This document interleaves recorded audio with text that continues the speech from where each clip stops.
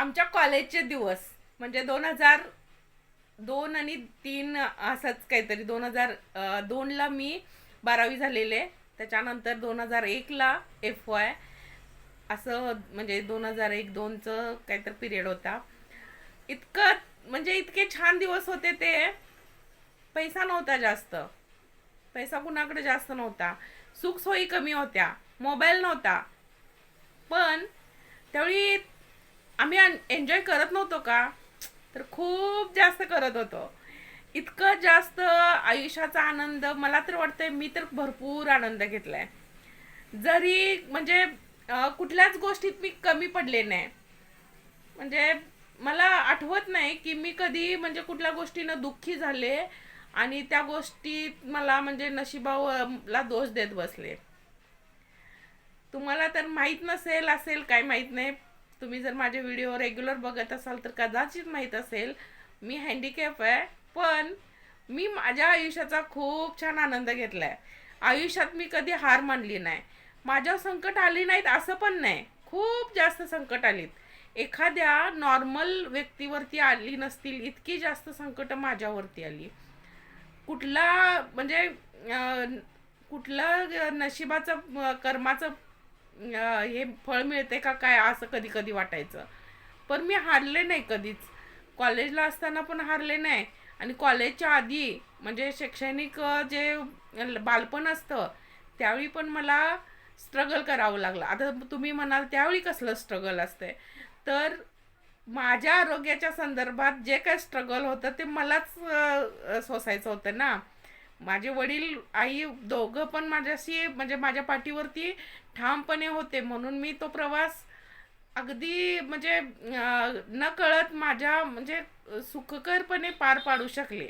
पण माझे वडील माझ्या म्हणजे त्यावेळेच्या काळात म्हणजे त्यांनी इतका छान निर्णय माझ्या बाबतीत घेतला होता म्हणून मी आज काहीतरी म्हणजे बनले, काहीतरी बनायच्या लायकीची झाले माझ्या वडिलांमुळं. कारण म्हणजे जन्मताच माझं काहीतरी म्हणजे असं अपंगत्व होतं माझ्यात की जे 1 महिन्याचे असताना ऑपरेशन केलं. त्याच्यानंतर पायाकडची बाजू कमजोर झाली म्हणजे आपण म्हणतो ना संवेदना कमी झाल्या पायाकडच्या बाजूच्या. त्यातच खेळता खेळता 4 वर्षाची असताना काटा मोडला.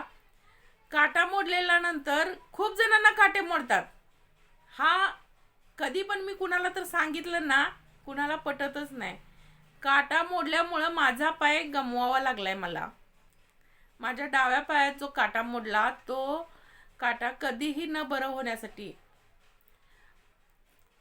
काय माहिती काय कोण म्हणते काय तर विषारी काटा असेल, ते साप फिरून गेलेला असेल, असं खूप जणांचं काय खूप मतं. पण आता ते माझ्या म्हणजे ॲक्सेप्ट केलं की तो एक माझ्या नशिबाचा भाग आहे.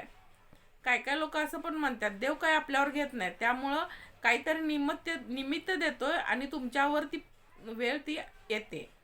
तर माझ्या 14व्या वर्षी माझा पाय काढला. पाय काढल्यानंतर 14 वर्षाची होते मी. 7वीची परीक्षा दिलेली फक्त.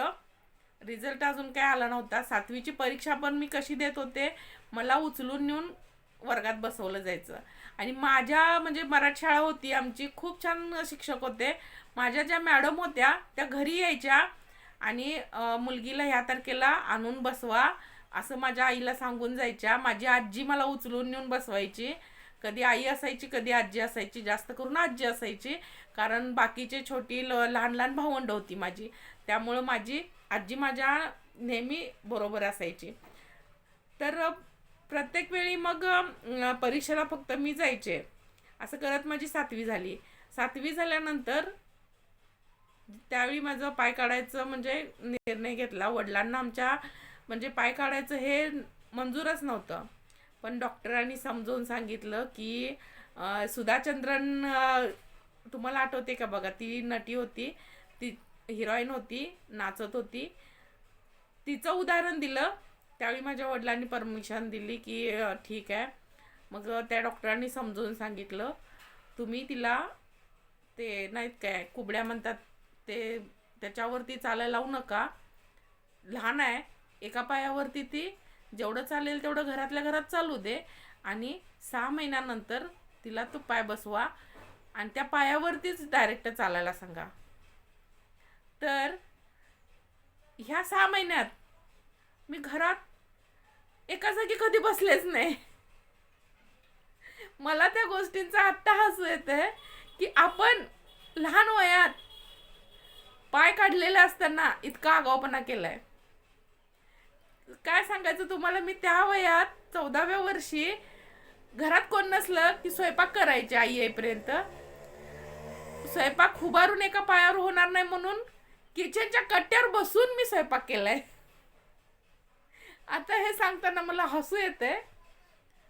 लोकांना काय वाटतंय, माझ्यावर आलेली परिस्थिती ही खूप जास्त कठीण आहे, पण असं काही नसतं. त्या परिस्थितीत मला कधी वाटलंच नाही की मला दुःखी व्हायला पाहिजे, माझा पाय काढलाय. कधीच जाणवलं नाही असं. कारण माझी लहान वयात खूप जास्त ऑपरेशन झालतीत. पाय काढला त्यावेळी मला वाटलं काय झालं असेल नॉर्मल ऑपरेशन. ज्यावेळी मला कळलं पाय काढलाय त्यावेळी माझे घरातले सगळे रडत होते. त्यांच्याकडे बघून मला असं वाटलं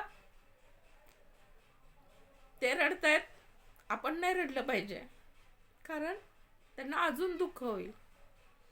म्हणून मी कधी त्यांना असं दाखवलं नाही की मला दुःख होतंय माझा पाय गमावल्याचं.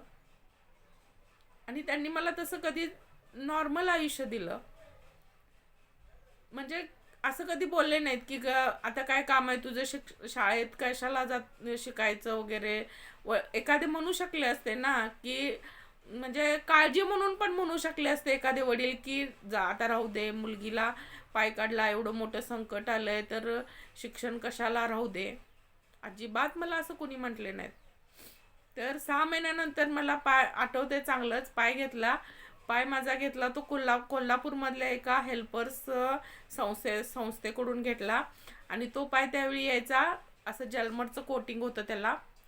आणि ते जलमरचं असल्यामुळं ना चालताना इतका त्रास व्हायचा त्याला. आणि माझं त्यावेळी नवीन ऑपरेशन होतं, त्यामुळं माझ्या पायाला इतक्या जखमा व्हायच्या, ते घासलं जायचं चालताना आणि भयंकर जखमा व्हायच्या, म्हणजे रक्त यायचे त्यातनं.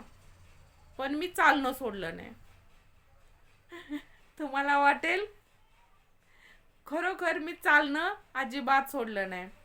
मग ते आधीचे 6 महिने पाय काढलेलेचे, नंतरचे हे पाय घातल्यानंतरचे 6 महिने, 1 वर्ष गेलं. नंतर मी 8वीत ॲडमिशन घेतलं, जरा जरा चालायला लागले. तोपर्यंत मी इतकं चालायला लागले होते की बिना धरता, म्हणजे बिना कशाच्या आधाराशिवाय माझं मी चालत होते. आणि हा म्हणजे प्रवास कसा झाला ते मला काय आता आठवत नाही, कारण मी फक्त पहिल्यांदा पाय घातला त्यावेळीच आठवतंय. नंतर मला जखमा झाल्या, त्रास होत होता, पण मी चालणं सोडलं नाही, हे एवढंच आठवते मला. तर मी असं करत करत शाळेत जायला लागले. शाळेत त्यावेळी हायस्कूलला ॲडमिशन झालं मराठी शाळेतनं माझं. आणि त्यावेळी मी 8वीत होते पाय घातल्यानंतर. 8वी, 9वी, 10वी ही 3 वर्ष माझी गावातच झाली. गावात शिक्षण घेतलं आणि नंतर 11वी 12वी माझी मामाकडे झाली माझ्या. कारण मला 11वीला माझ्या वडिलांची इच्छा होती सायन्सला घालायचं आणि मला जायचं नव्हतं. आणि त्यावेळी आम्हाला इतकी म्हणजे वडिलांची भीती असायची की मी त्यांच्यासमोर विरोध करू शकत नव्हते. मग माझ्या आईनं असं बेस्ट पर्याय निवडला की तू मामाकडे जाऊन शिक, म्हणजे जे तुला हवं ते शिकता येईल. कारण माझ्याही अडाणी असल्यामुळं तिला काय त्यातलं कळत नव्हतं, म्हणजे सायन्स घेतल्यामुळं काय होतंय, आर्ट्स घेतल्यामुळं काय होतंय. माझ्या वडिलांना शिकलेले असल्यामुळं त्यांना वाटायचं आता मुलगी हँडिकॅप आहे तर हिनं सायन्समध्ये काहीतरी करावं आणि त्याच्यात पुढं म्हणजे नोकरी वगैरे त्याच्या हिशोबानेच त्यांनी हे केलेलं माझ्या चांगल्यासाठीच.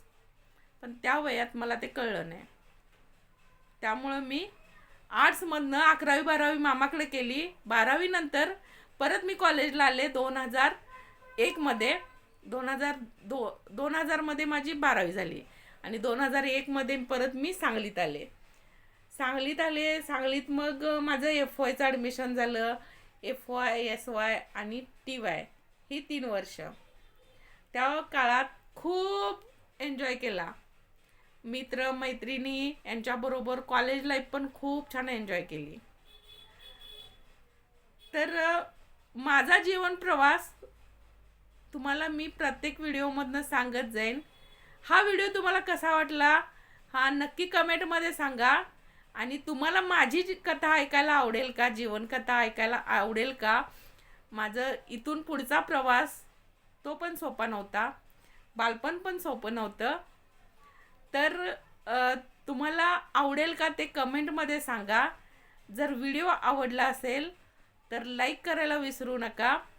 आणि यूट्यूबवर बघत असाल तर सबस्क्राईब करा. फेसबुकला बघत असाल तर फॉलो करायला विसरू नका. असेच नवनवीन व्हिडिओ बघण्यासाठी बेल आयकॉनला क्लिक करा. आणि माझ्या व्हिडिओला भरभरून प्रेम दिल्याबद्दल सगळ्यांची मी आभारी आहे. इथून पुढं पण प्रेम तुमचं असंच मिळेल अशी अपेक्षा करते.